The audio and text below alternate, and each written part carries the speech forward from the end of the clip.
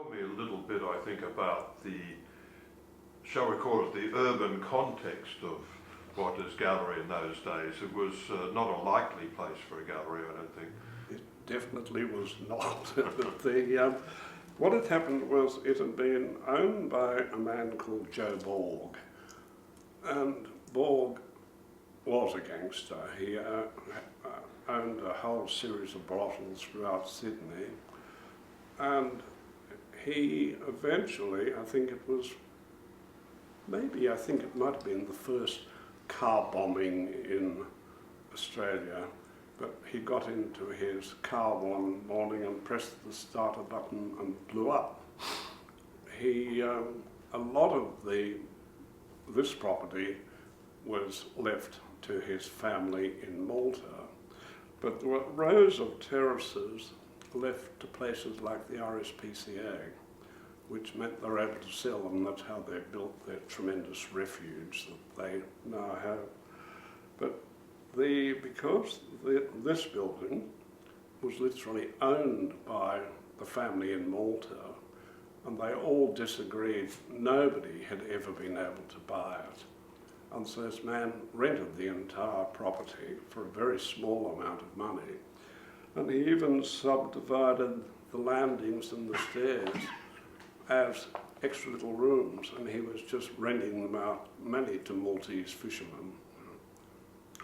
And the place was surrounded by brothels, and that it still is, I think, the safest this area has ever been. Mainly because at that point there was no secret, the police controlled the brothels. The police even used to have a car once a week collecting all the rents, which is there, and it was straightforward. But I got to know the girls. We wouldn't directly speak to one another. But I remember taking my dog for a walk, and the girls used to speak to the dog, and I would reply for the dog. And there was this wonderful woman called Shirley, who I just saw her change as she got older.